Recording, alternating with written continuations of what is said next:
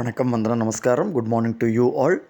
ഞാൻ നിങ്ങളുടെ സ്വന്തം ഗുരുജി സ്വാഗതം ചെയ്യുകയാണ് ട്രേഡർ ഓപ്ഷൻ ട്രേഡറിലേക്ക്. Welcome to you all trader option trader.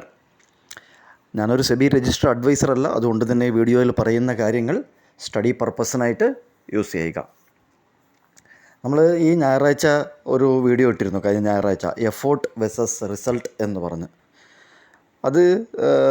അതാണ് മാർക്കറ്റ് പ്രൊഫൈൽ ഇത്രയ്ക്കും അഡ്വാൻസായിട്ട് നമുക്ക് ഇൻഫർമേഷൻ തരും. ഇത് വീക്കർ ഹാൻഡ് സെല്ലിംഗ് ആണോ അല്ല പവർഫുൾ സെല്ലിംഗ് ആണോ. കാര്യത്തിൽ ഈ വീഴ്ച കണ്ടിട്ട് നോർമലായിട്ടുള്ള ട്രേഡേഴ്സ് എന്ത് ചെയ്യുക വെച്ചാൽ അവർ PE ഒക്കെ വാങ്ങിച്ച് ഹോൾഡ് ചെയ്യും.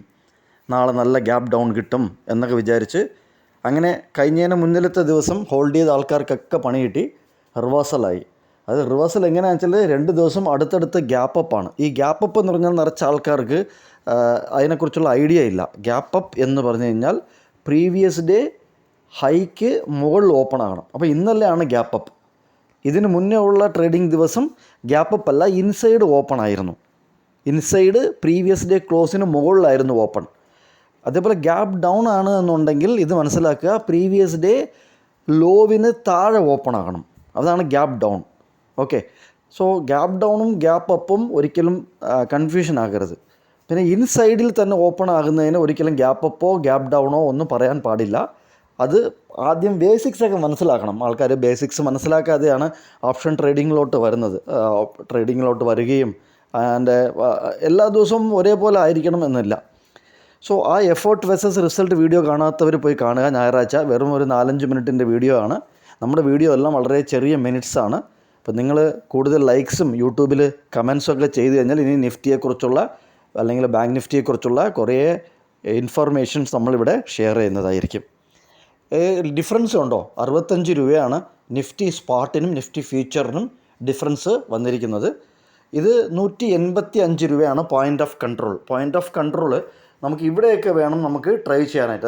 അതായത് ഓപ്പൺ ആയതിന് ശേഷം നമ്മൾ നോർമലായിട്ടും ട്രേഡ് ഇനിഷ്യേറ്റ് ചെയ്യാൻ നോക്കുന്നത് ആദ്യത്തെ 15 മിനിറ്റിന് ശേഷം എങ്ങനെയാണോ നിഫ്റ്റി ഡെവലപ്പ് ആകുന്നത് അതിനെ ബേസ് ചെയ്തിട്ടാണ് ഞാൻ എപ്പോഴും ട്രേഡ് എടുക്കാറ്. രാവിലെ പെട്ടെന്ന് കയറാറില്ല. സോ അത് 5 മിനിറ്റിൻ്റെ ടൈം ഫ്രെയിമിലൊക്കെയാണ്. ഇപ്പോൾ ഇത് 15 മിനിറ്റിൻ്റെ ടൈം ഫ്രെയിമാണ് നിങ്ങൾ കാണുന്നത്. സോ ഇതിൻ്റെ ലെവൽ വെച്ചിട്ട് 5 മിനിറ്റ് എങ്ങനെയാണോ റിയാക്ട് ചെയ്യുന്നത് ലൈവ് മാർക്കറ്റിൽ, അത് വെച്ചിട്ടാണ് ഞാൻ എൻട്രിയും എക്സിറ്റും എടുക്കുന്നത്.